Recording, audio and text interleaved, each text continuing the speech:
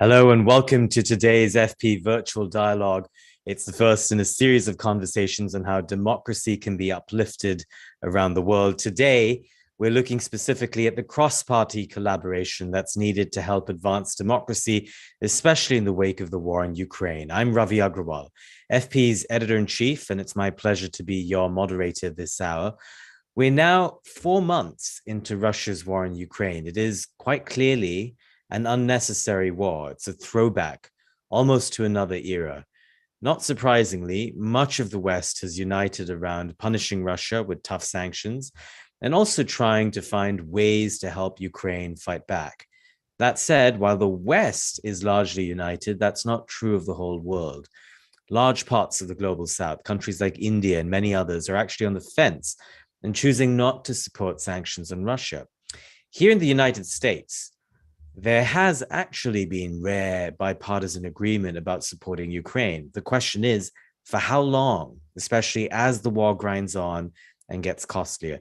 Why is bipartisan agreement even important? What impact does it have on democracy here and around the world? We're going to explore those and other questions today, not only in terms of Ukraine, but also more broadly on US foreign policy and on supporting democracy around the world. We've got some terrific guests to talk to today, but before we dive in, some quick housekeeping notes. A big thanks to the National Democratic Institute, NDI, for helping FP make this event possible. And also, we want to hear from you, our global audience. Many hundreds, thousands of you, I think, tuned in around the world. Write us.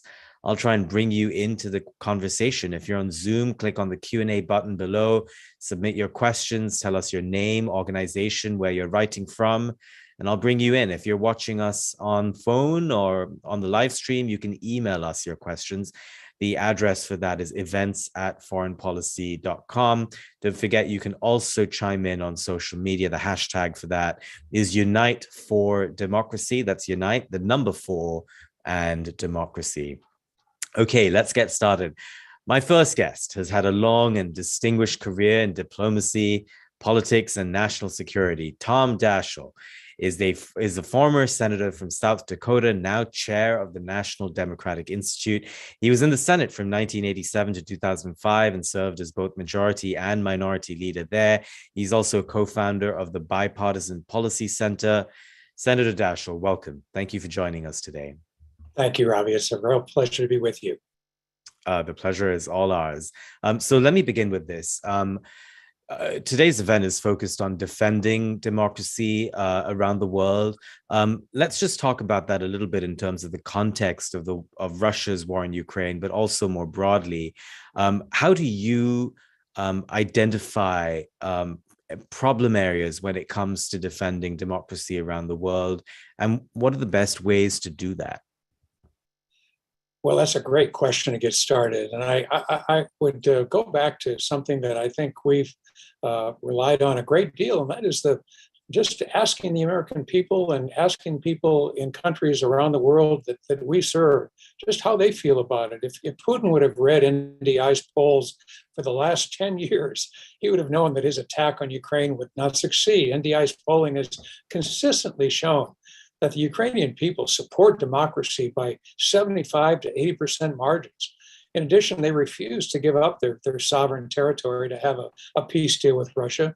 And just a poll that we took just last month showed that support has now grown dramatically to 94% of Ukrainians who say that they want their nation to become fully functioning as a democracy. And in the middle of this brutal war, 88% of the Ukrainians are actually optimistic about the country's future. So for 30 years, NDI's worked to build virtually every facet of democracy in Ukraine.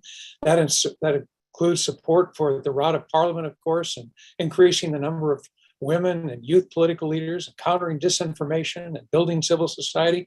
And that model is actually what we use in countries all over. We are facing real threats to democracy, and it's that kind of effort, coordinated and in collaboration with a lot of organizations within the country, that we feel very confident about the success we've had. Let's talk a little bit about the threats to democracy. Many scholars have written about this in detail, of course, but from where you sit, what do you think are the main challenges to the kind of work that you do at NDI? Well, Robbie, I think the most concerning of all the issues we're facing is the rise of disinformation. I have used the term, and I don't think it's really hyperbolic to say disinformation could be the nuclear bomb to democracy. Now, truth is just an And to be option. clear here, Senator, there's misinformation and there's disinformation. Misinformation is something that, my aunt or uncle could do by mistake, but disinformation is the malign spread, the intentful spread of bad information. Go ahead, sir. Absolutely. Thank you for that clarification. And you're absolutely right. And we have to really be concerned with both misinformation, but I'm talking primarily about disinformation and the use of algorithms to multiply by many times the degree to which that disinformation can actually be a big part of the effort.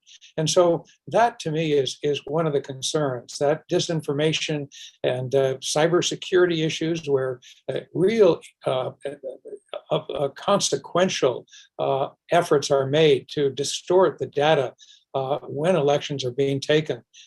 Just an enormous amount of work being done on the cybersecurity side related to disinformation, but separate and apart really from it too.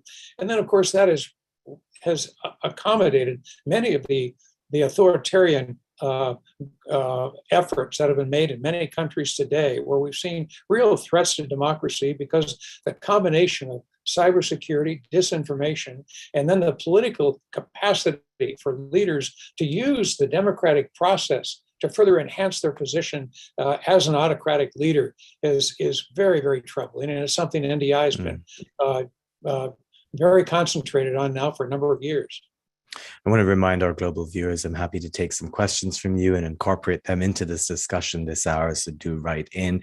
Senator Daschle, many of the problems you're describing, disinformation, threats to democracy, these are problems here in the United States as well. And I guess, a question I want to ask you, and I'm sure this will be a recurring question through this hour as well, is that when the United States, when the NDI goes around the world and advises countries, helps people make democracy more robust, I imagine you often hear a comeback, well, but you have all these problems in the United States. Democracy is under threat there. You have problems with disinformation. Why should we listen to you? How do you answer that question? Well, I certainly have heard that question posed in many ways over a number of years now, and it's a fair question. I think my answer would be, first of all, that we have always been a work in progress. We have never considered ourselves to be the ultimate success story when it comes to democracy. We have our challenges, and we have to face them. I would also remind everybody, regardless of whether they're in the United States or worldwide, that democracy is fragile. It has to deliver. And that fragility is something that we need to take into account and come to a realization that there are really only two options. One, you either have to fight for it, as the Ukrainians are doing right now, or you have to work at it, like we are in the United States and many other democracies are worldwide. You have only those two options. You have to work at it, or one day you will have to fight for it. And those options are ones that we take very seriously. As you fight for democracy, as you look to promote it around the world, let me ask you this.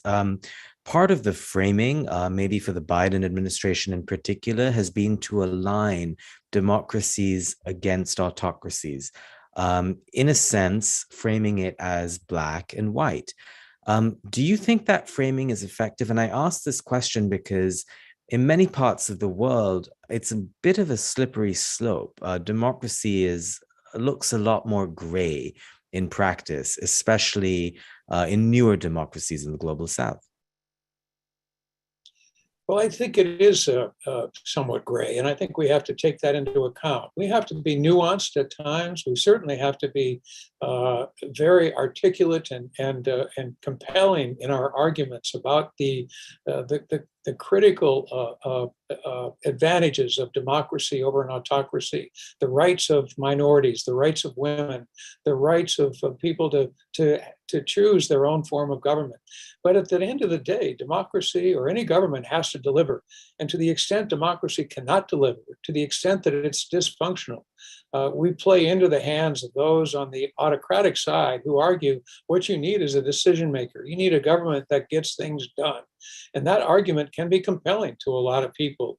So we've got to work not only on ensuring the principles and the foundation for democracy, but we also have to make sure that once we have one, that the governments that come from democracy deliver the basic needs, whether it's housing or income equality and all the rights that come with any society. We have to make sure that we make progress on those, or we're going to have to continue to find ways to compel our governments to do a better job at addressing them.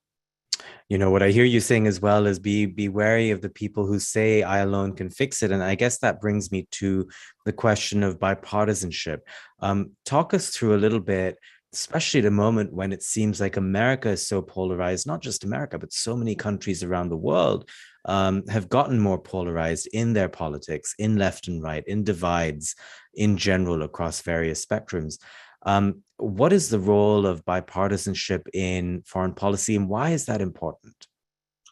Robbie, that's such an important question, and it's really the theme for the day. And I couldn't be more emphatically in agreement with the premise that bipartisanship is so critical. My predecessor, Madeleine Albright, said a lot of things that I like to quote and I consider pearls of wisdom. She used to say that not every bipartisan policy has been successful, but every foreign policy that has been successful has been bipartisan. She knew that America is stronger in the world than when we're united at home. And today's event, Bridging Political Divides to Defend Democracy, is a real reminder of this. Just in the last 3 months, Putin's invasion of Ukraine has done more to unite the world's democracies against authoritarians than anything since the end of the Cold War.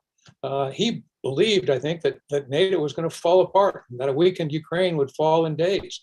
But the global community has rallied behind a courageous democratic leader and the determined people of Ukraine. Members of opposing political parties across Europe have come together in a decisive response that has surprised the world. And the Congress, as polarized and sometimes dysfunctional as it can be, has actually set aside deep partisan differences to quickly approve military support and sanction Russian oligarchs. So political parties in Ukraine have united to defend their country from horrific attacks and war crimes. So we see the impact that bipartisanship and multi-party engagement has really made. And I think that lesson is something we can apply in other circumstances in the future.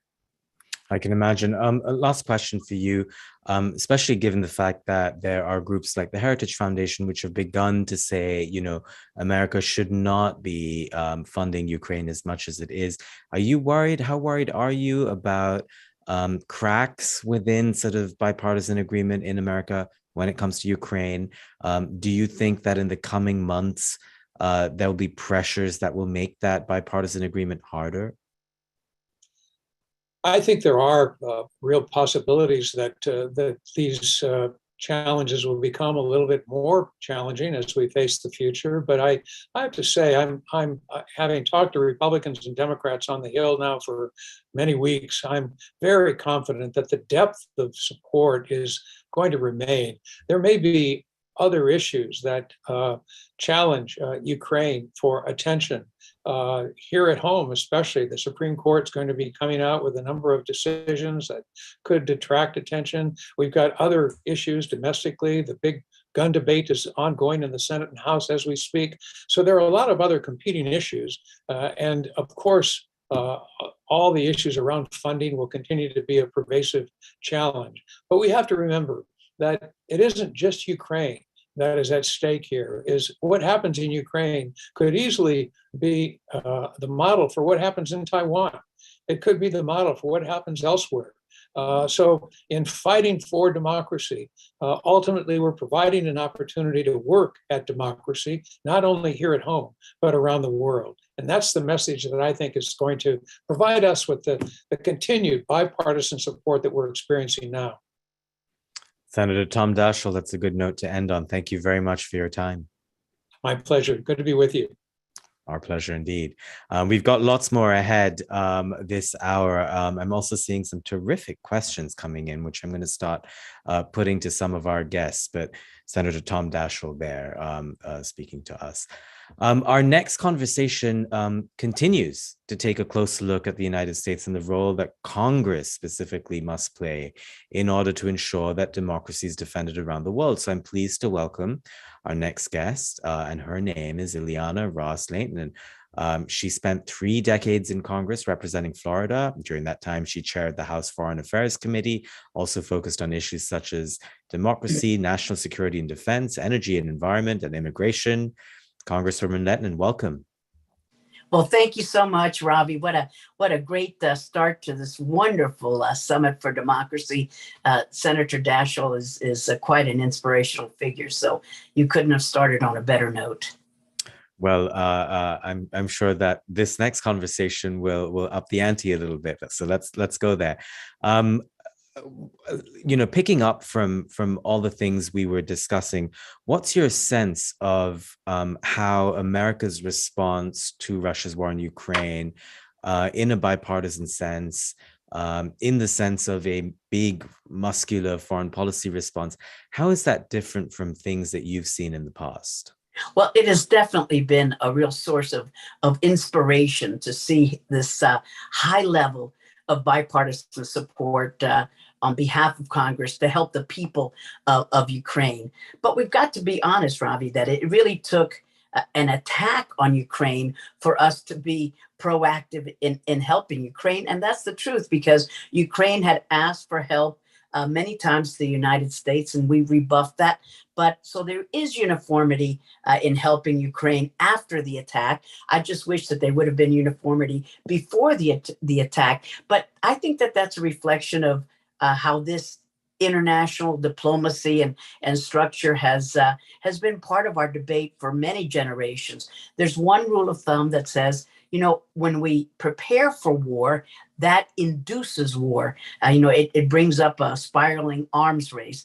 Other thoughts say, when you prepare for war, it deters war, such as Ronald Reagan's peace through strength. So the American Congress, as well as the American people, we've been kind of divided. Should we provide this aid before the attack, or do we wait to after the attack? And in the case of Ukraine, many lives were lost, but we're in it now, and we're there to help the people of Ukraine. And I don't think there's any slipping back. Indeed.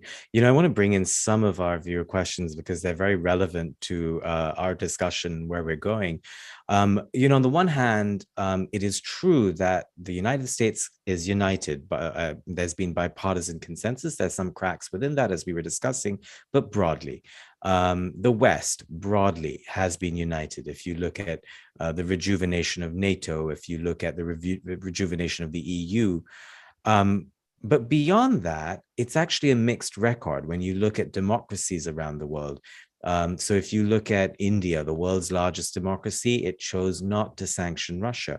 You look at other large democracies, Indonesia, Brazil, South Africa, many others across North Africa, the Middle East, South and Southeast Asia. When you add up all of these countries together, you're looking at a huge chunk of the world's population of democratic nations that are wary of sanctioning Russia. They want to sit on the fence for a variety of reasons. How do you grapple with that issue, especially when we're framing this war as a war between a democracy, but conducted by an autocracy? Absolutely. And I think that that's a great way to frame it, Ravi. And that is, we're so centered around the United States, our country. What are we doing? And our European allies. It's very much a European fight and an American fight. And so we only look at it through that prism. But foreign policy, a great institution, you look at it internationally and you point out these great powers have not been with us. They've not been with Ukraine, and they want to be with the winner, and they don't want to sanction Russia because it is an economic superpower. And this is the problem that Taiwan, I think, will be experiencing soon when it comes to China. If these countries are not willing to challenge Russia because of economic powers, just think of what they will hedge their bets on China. Will they strike out against China and align themselves with the U.S. to help Taiwan? So deterrence is very valuable. We've got to let our aggressors know that we will stand with our allies and that we will do everything that we can to deter them. And to countries like India, they should know that is in their favor as well. Because if you think that your state, that your nation state and your borders will be respected, there's always going to be a bigger guy and a bigger army and a bigger economic superpower ready to take you over. So we should stand together. We should not stand apart. So you brought up China and Taiwan. Let's dive into that a little bit more. What lessons do you think Ukraine, the crisis in Ukraine, the war in Ukraine, what lessons do you think that teach the world about, a potential Chinese attack on Taiwan? And that is a real possibility, Robbie, as you've talked about in many of your Zoom presentations in foreign policy. This is a real threat. This is a clear and present danger to Taiwan. And I think that a lot of the superpowers like Russia and China looked at our messy withdrawal from Afghanistan, and maybe they drew the wrong lessons from that. But they said, hey, maybe the United States doesn't have the staying power. And President Biden has said some very positive statements about holding firm and linking arms with Taiwan. And I congratulate him for that. And we hope that his aides would not be pulling back on those words. I think that China is looking at how we respond in Ukraine, and they're going to gauge our response to Taiwan. Will we be there with Taiwan? And I hope that we will. And you brought up NATO. Look what NATO has been strengthened by this aggressive act of Russia, because we've seen how a collective security arrangement has been positive for the security of Europe. Perhaps it's time to have a real security agreement in the Pacific and somehow draw Taiwan in. Maybe that's too aggressive for some folks, but we need to send the message to China that military force and these threats will not go unnoticed, and that we will stand by our allies. And I think other countries should join us in that call to action and call to solidarity and call for bipartisanship in Congress as well. You mentioned lessons from Afghanistan and how some countries might be looking to the United States as being weak in certain areas and looking to exploit those weaknesses. But one could make the case that one of the things that appears weak to countries around the world is American democracy and the intense amount of polarization here. So let me use that as an opportunity to ask you about bipartisanship.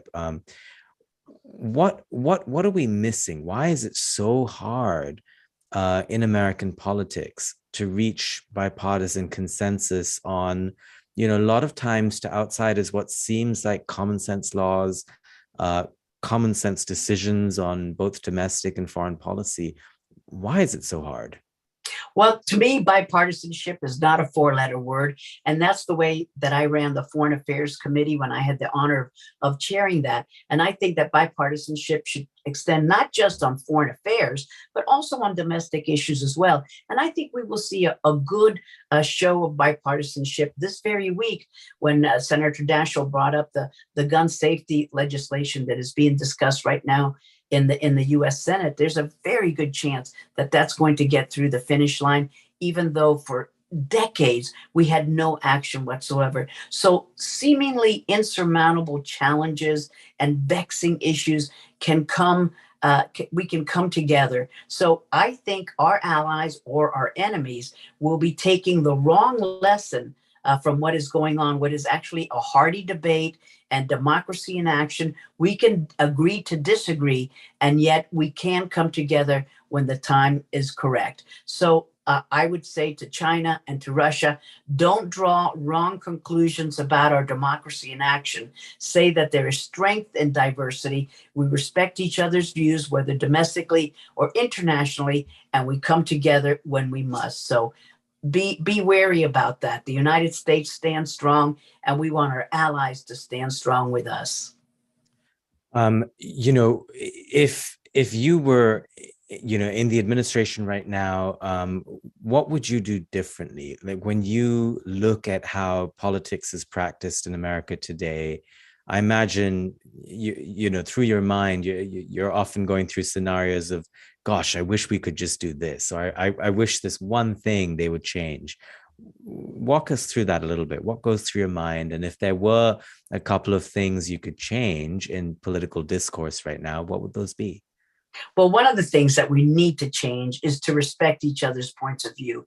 I think that the toxic atmosphere in a Congress that I enjoyed serving in for almost 30 years, that it's just become so polarizing. And just because someone has a different idea than you does not make them your enemy. It means that they have another point of view, and you have to convince them to come aboard. It doesn't mean you have to attack them. You're not going to have them come aboard on your way of thinking by calling them trash and all of these terrible words that I have seen my former colleagues call each other. We just have different ways of looking at the problem.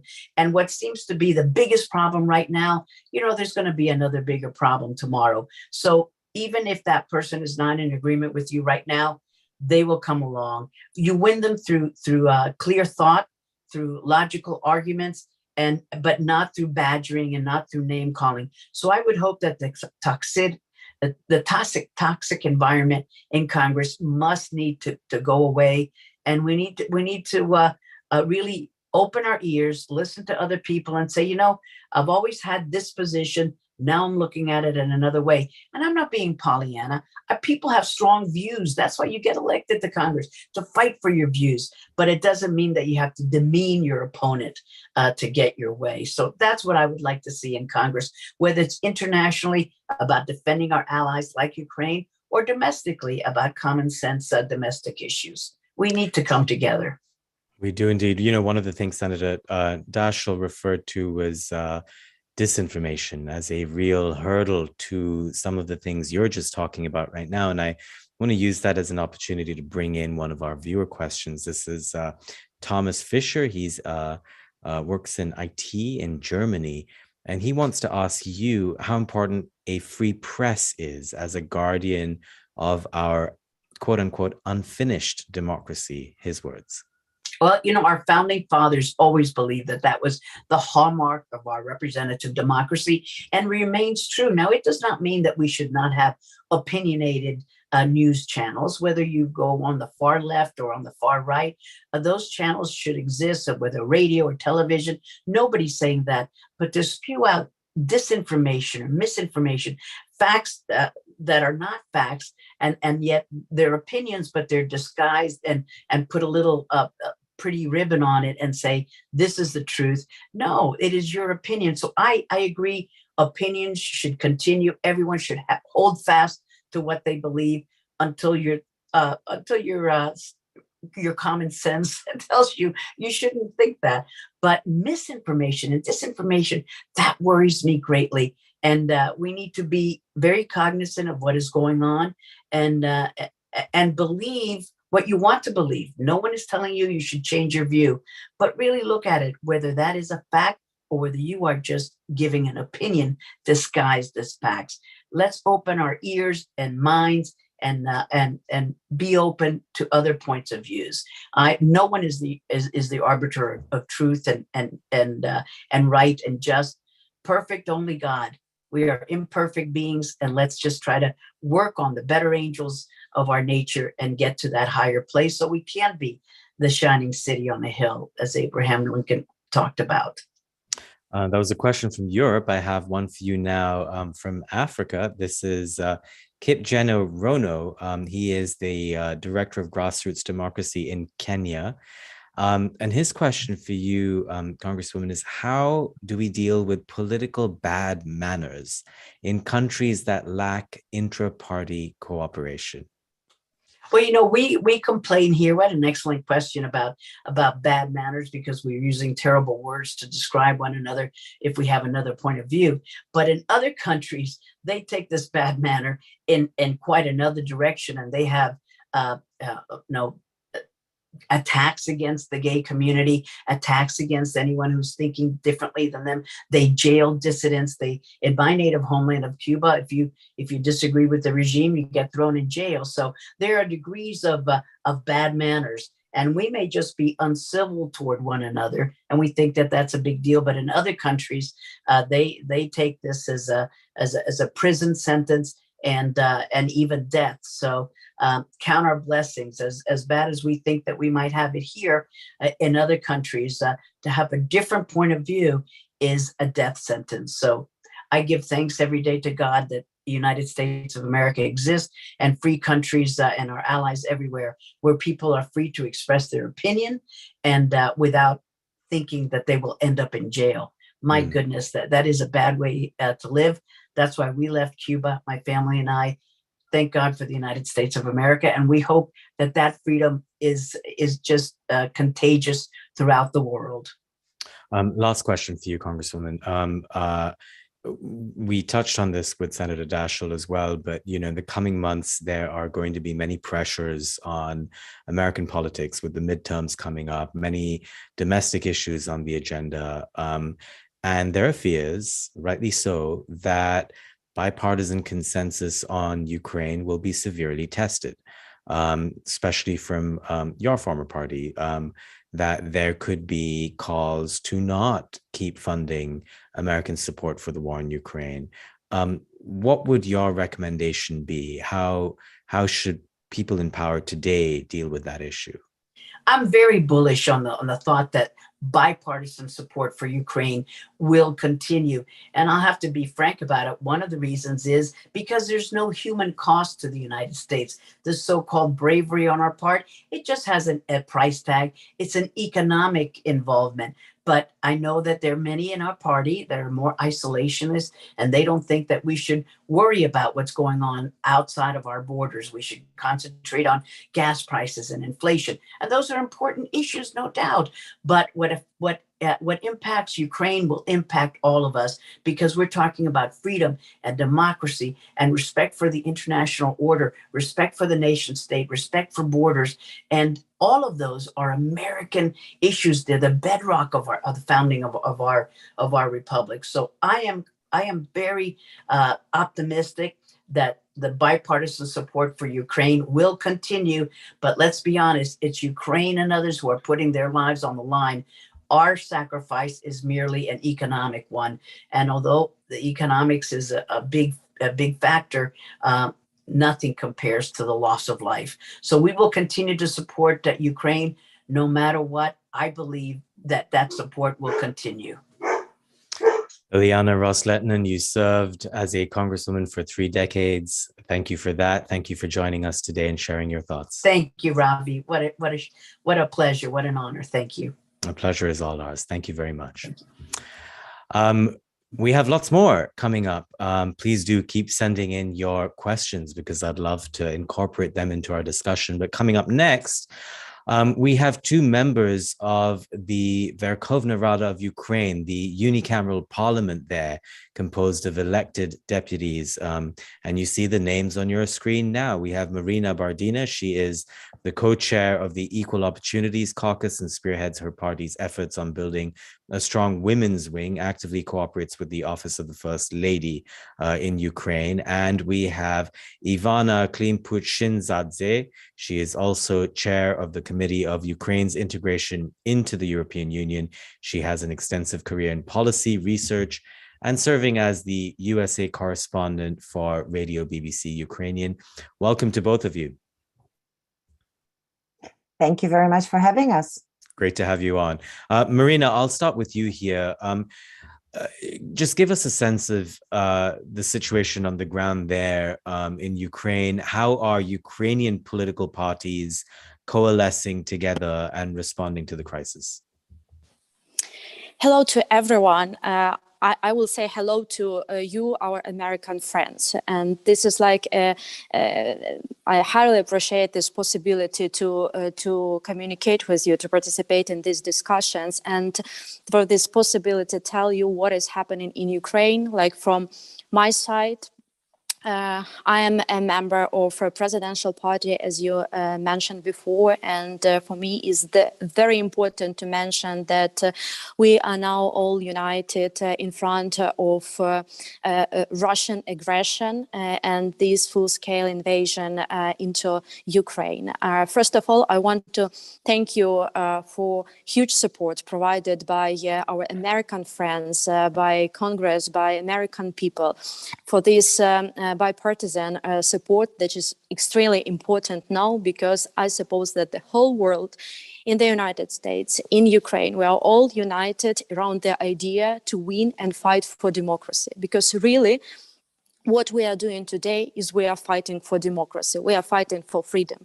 You know, I am a representative of a generation born in independent Ukraine.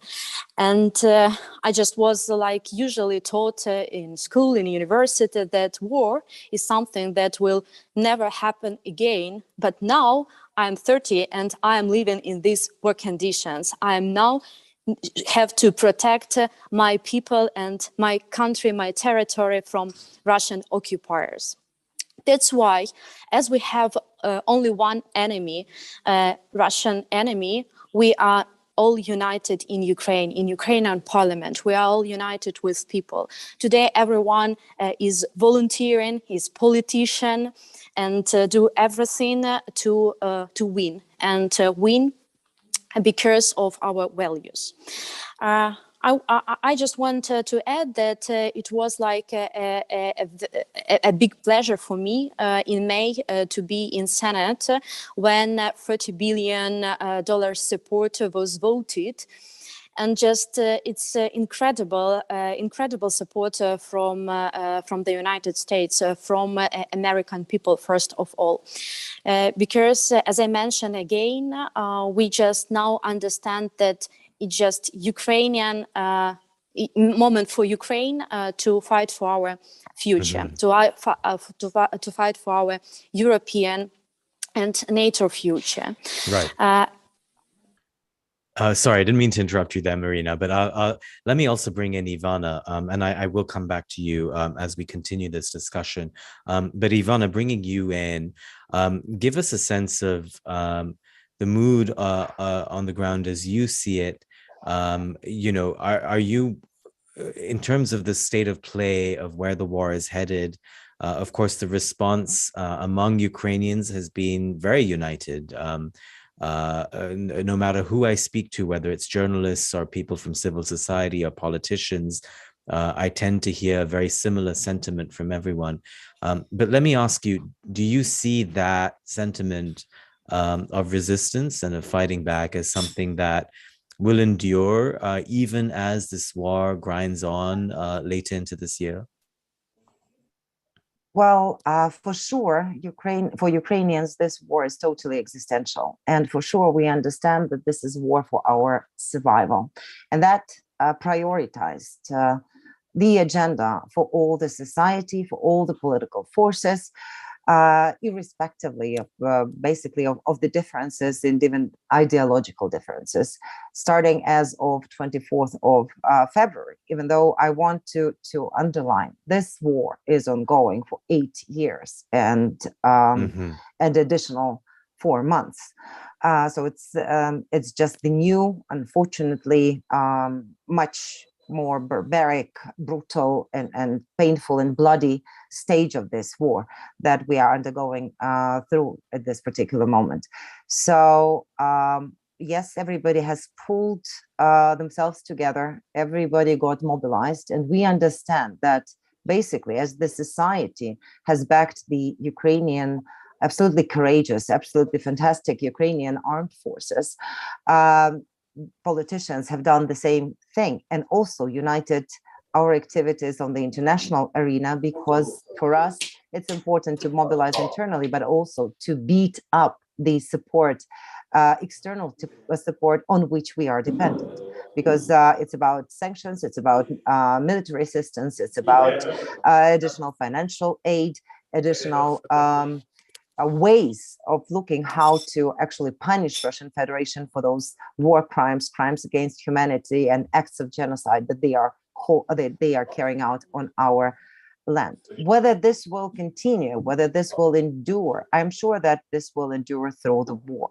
And basically, after that, and hopefully will bring us to our victory. But for sure, we will have to come back to to discussions, to open debates, to open dialogue, to sometimes disagreement that I think will bring us to more efficient decisions in the future, and that will probably take into consideration many more thoughts of stakeholders that will work for all of us, will work for better solutions for Ukraine in the future. And I'm very happy to say that in just the coming days, we are waiting for the positive decision of the European Council to announce that Ukraine is granted candidate status to the EU. That means that Ukrainian society, Ukrainian people are given the the ray of light at the end of the tunnel, because that means that after winning this war, we will have the possibility to transform the country in accordance to the principles and values that we are fighting for every single day here. Right. Let me bring Marina back in as well. I have a terrific question from the audience, Marina. This is from Jamari O'Neill. He works at the office of Congressman Jamie Raskin in the United States. And the question is, how does intra-party cooperation on domestic issues work during a war? He goes on to say, I know the Verkhovna Rada just ratified the Istanbul Convention. Did the conflict inflame other tensions or smooth them over? Marina.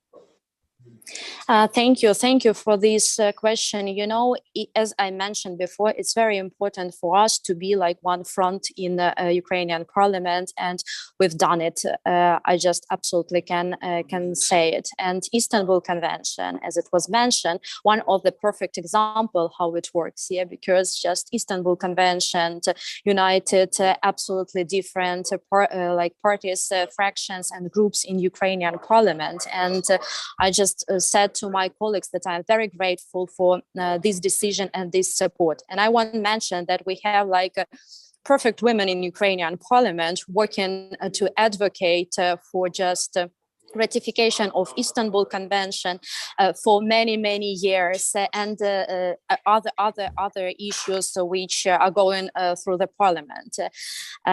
So we just have no other paths to go now through, because we are in war and we need to win with this war. And it's possible to do only in absolute cooperation with everyone in our parliament. As you know, parliament starts its work just since the first day of full-scale invasion on 24th of February in the early morning, we met in parliament, and anti-Russian coalition was created from all parties presented in parliament. And this way, this tool helped us to organize the process of parliamentary work very fast. And I suppose that this cooperation will lasting for the whole time while our convocation is working, because this is about parliamentary effectiveness. This is about what people want us to be and to present their interest in the state. Yeah, we all now understand that we need to win this war. We need to be united, and it helps us to be more productive, more effective, to support our militaries. There are too many issues to adopt state to this new reality. Even this war lasting for 8 years, absolutely. But now we have numerous issues, economic, military issues, to vote in parliament and support it in new reality. Ivana, we're almost out of time, but a quick question to you. Since we're here talking about democracy and bipartisanship, NDI polling has consistently shown that about 3/4 of Ukrainians support democracy. This was well before this war began. According to the May 2022 NDI poll, support for democracy in Ukraine has jumped to 94% of Ukrainians. So I guess my question is, how did Russia misread, Ukrainian public sentiment so badly? I think Russia did not misread the Ukrainian public sentiment. I think it's exactly because Ukrainians are a free-loving nation basing their actions on values and have stood up already several times, going out for revolution, Orange Revolution, Revolution of Dignity, in the US history of Ukraine, that standing up for their values and for democracy as such, that is why Russia does not believe that Ukrainians as nation and as a state have the right to believe. And that's why they're trying to punish us and trying to transform occupying our territories, transform us to slavery and to the territory of Russian Empire. And that is something that we will have to withhold, both right now, protecting ourselves and defending ourselves militarily, but at the same time, there is a new additional responsibility that is coming on our political elites in Ukraine, is to actually live up to the expectations of Ukrainians that are mobilized and that are fighting for their right to build the democratic country. Because unity definitely cannot be substituted by monopolization. And that means that we will have to carry on this flag and actually ensure that we will have a strong non-governmental sector, strong free democratic media, strong opposition, strong government in the country that will be built in accordance to the best practices of the free world nations. How right you are. Ivana Klimpur-Shinsadze, Marina Bardina, thank you both very much for the work that you do and for sharing your time and thoughts with us today. Thank you. Thank you for having us. Thank you. Real pleasure. Now, earlier this week, I had an opportunity to sit down with Senator Chris Murphy. During our conversation, I asked him about Ukraine and bipartisanship.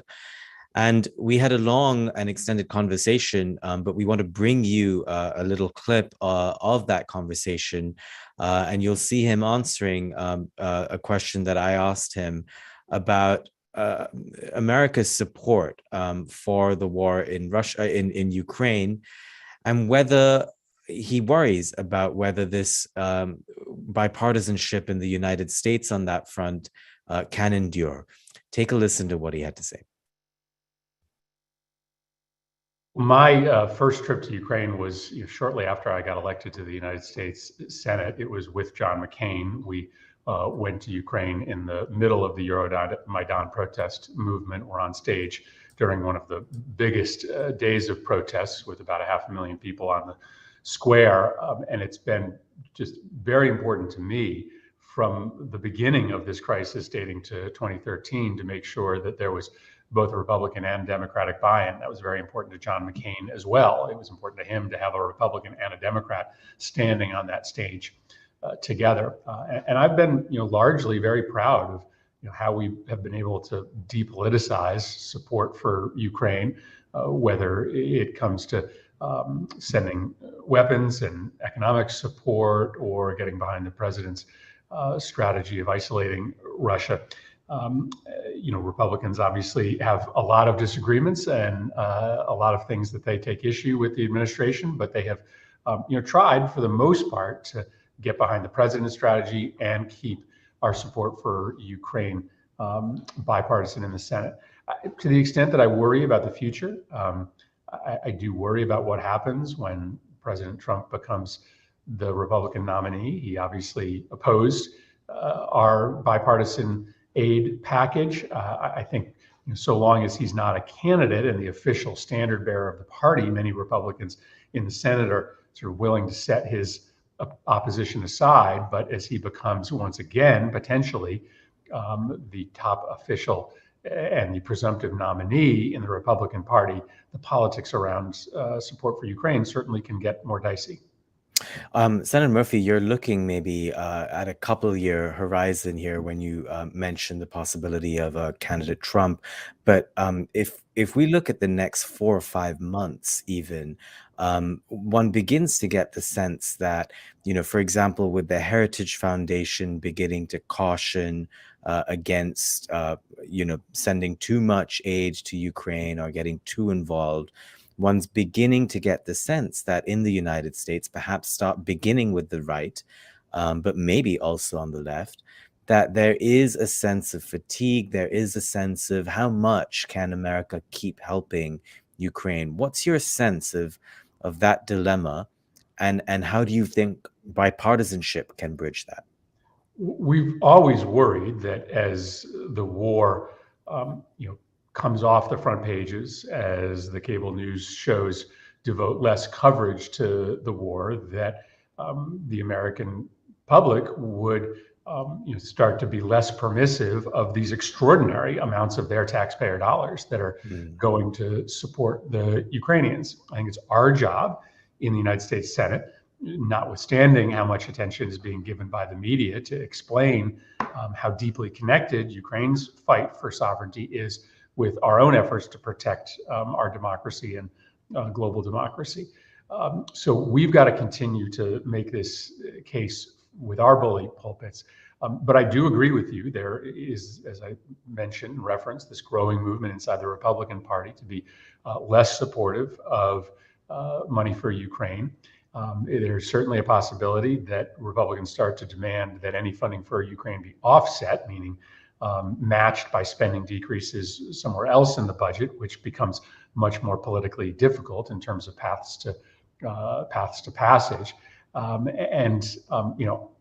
does bipartisan address this? Well, we have to try to make sure that we have high-level Republicans still engaged in this fight. Our difficulty is some of the Republicans who have been out front, like Rob Portman of Ohio, are leaving Congress. So some of the most vocal supporters of Ukraine and U.S. assistance for Ukraine in the Republican Party are not going to be here after December. So we've got to try to midwife a new group of champions in the Republican Party.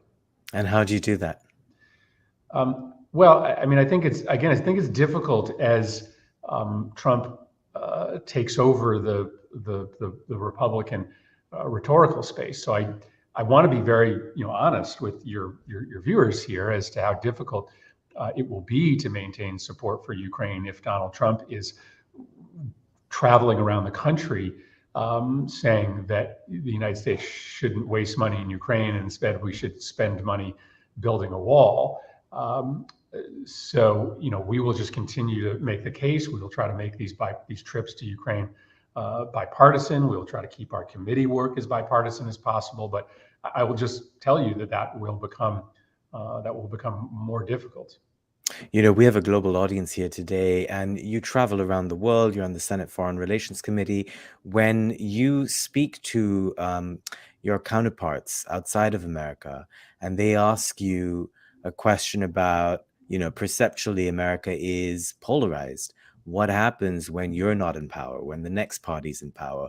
How do you respond to that question? What do you tell other leaders from other countries about bipartisanship in America?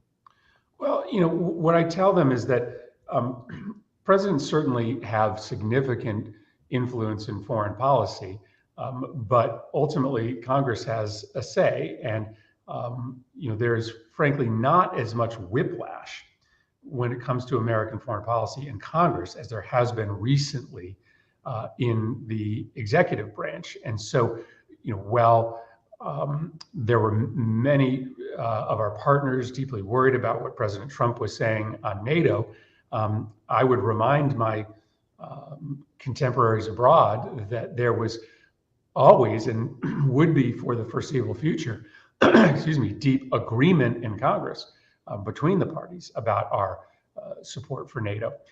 And so, sometimes that helps to explain that, well, different presidents may have different views.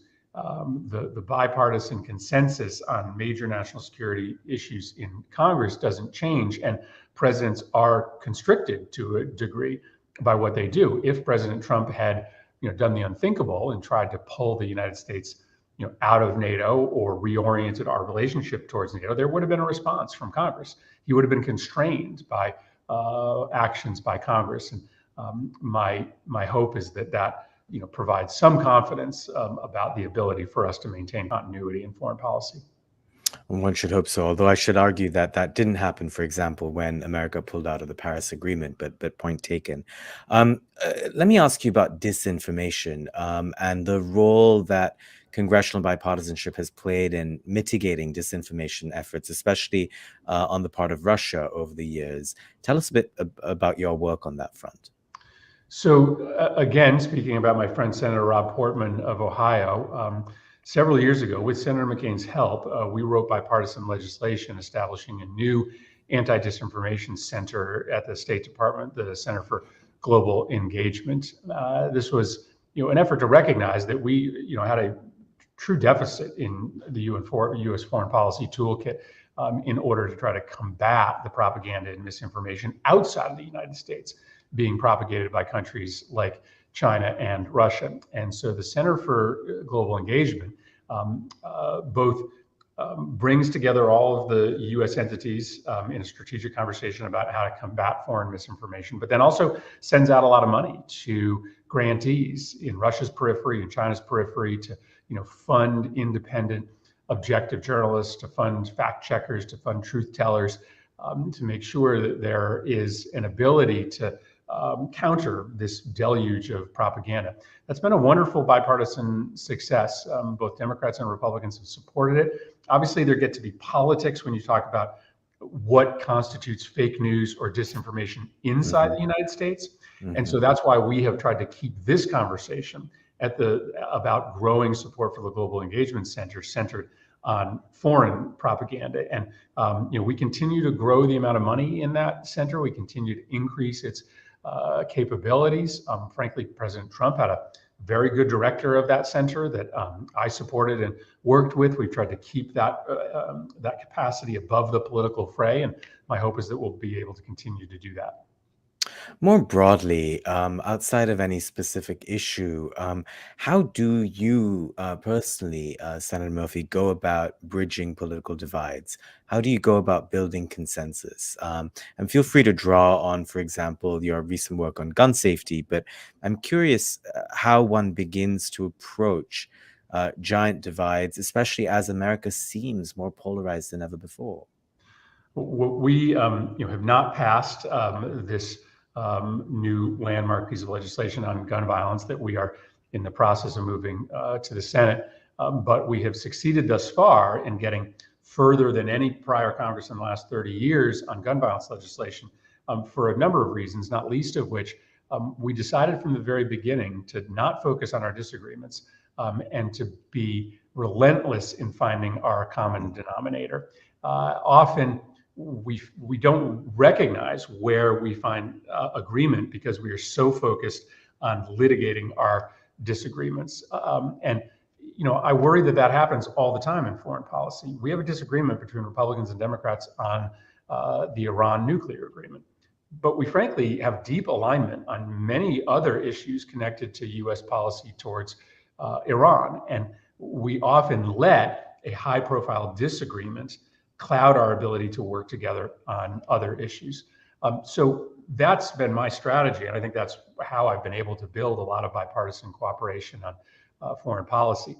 I will say, though, these trips abroad are also a way to try to build working partnerships. So Senator Shaheen, Senator Tillis, and I went to the Balkans a month or so ago. Senator Shaheen and I have worked on the Balkans for years. It was new for Senator Tillis, but we sort of struck up a good rapport between the three of us. We midwifed ideas during our trip, and we have come back very much unified in the policy that we are pushing in a bipartisan way. So these congressional delegation trips abroad, they're a great way for the United States to have visibility abroad, but they are also a great way to build that kind of bipartisanship. Does it also, in a sense, help people such as yourselves project to other world leaders that it's not just the president, it's not just the White House that is involved in decision making? Well, it is also a great way to project that there is bipartisanship on these issues of foreign policy. And because when the president travels abroad, obviously he is traveling on his own.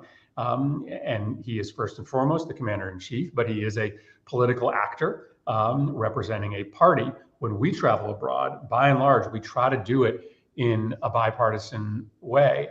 And so I'll give you an example of that. Right after the impeachment scandal, Senator Johnson and I traveled together to Ukraine. Now, our trip to Ukraine, right in the middle of the fact set that was the subject of impeachment, was part of the record of the impeachment trial. Senator Johnson and I had different sort of interpretations of the things that were said to us while we were there, but it was our visit that became part of what was introduced as evidence. We wanted to make sure that Ukraine and Europeans saw right on the precipice of an impeachment trial about Ukraine that the two parties in Congress were still committed to Ukraine. And so notwithstanding the fact that we were on different sides of the impeachment vote, notwithstanding that we entered into evidence differing interpretations of our trip to Ukraine, we went right back together as a way to present that unified front. Now, often there's some portfolios in which Democrats and Republicans are so divided we maybe can't go and present a unified front, but we can in 80% of the countries and regions in the world, and those trips are a way to kind of break down this belief that many countries have that everything in the United States is political, that everything in the United States has Democrats over here and Republicans over here. Foreign ministers and parliamentarians are often surprised when we show up united, when we show up saying very much the same thing, because that's not their impression of American politics. Mm. One last question for you. I know you have to go, but Israel's government might be dissolved this week. Is it your sense then that this could become, as they move into elections, this could become something that exploits divides between Democrats and Republicans in the U.S.? Well, it has been heartbreaking to me to see how the issue of Israel, which when I came to Congress was a uniting force, has become yet another political wedge. That there are political action committees out there, running ads against candidates based on ridiculous claims regarding their support or lack of support for Israel. I think this is bad for the United States. I think this is bad for Israel. I deeply disagreed with Prime Minister Netanyahu's decision to sort of enter the political fray and very openly align himself with the Republican Party. I argued with him personally over and over that this was not good for the future of Israel. And I do worry that this upcoming campaign will provide incentive for some inside Israel to continue to create that impression of divide, and perhaps to some entities in the United States as well. So that's why, as much as I had disagreements and have disagreements with the current Israeli government, their decision to pursue disagreements with the United States in a respectful, apolitical way, I think was a policy that should be modeled moving forward. And I worry that may not be the position that every party and candidate takes in the upcoming elections in Israel. Well, let's hope we can get back to that consensus. Senator Murphy, pleasure to have you on. Thank you very much. Appreciate it. All right, Senator Chris Murphy there speaking to me earlier. We spoke on Monday. That, of course, was a taping of our conversation. Today's conversation, overall, the last 1 hour has been enlightening and revealing for me in what it will truly take to preserve democracy and work across party lines to secure democratic systems in Ukraine, but also around the world. Today was the first of many programs we have the rest of this month. Joining FP tomorrow, for example, June 23rd, you can join us for a conversation with support from the Computer and Communications Industry Association. That is a look at the potential impacts of proposed legislation on funding for advanced technology R&D. Next week on Tuesday, we're hosting our inaugural Global Health Forum in Washington. That is a hybrid event. We'll hear from experts at the forefront of global health on healthcare, smart investments, antibiotic resistance, bioterrorism, and much more. A big thanks again today to the National Democratic Institute for supporting this discussion that we've been having for the last 1 hour. Stay tuned for updates. Find out more on foreignpolicy.com. I'm Ravi Agrawal, FP's editor-in-chief. Take care. See you soon.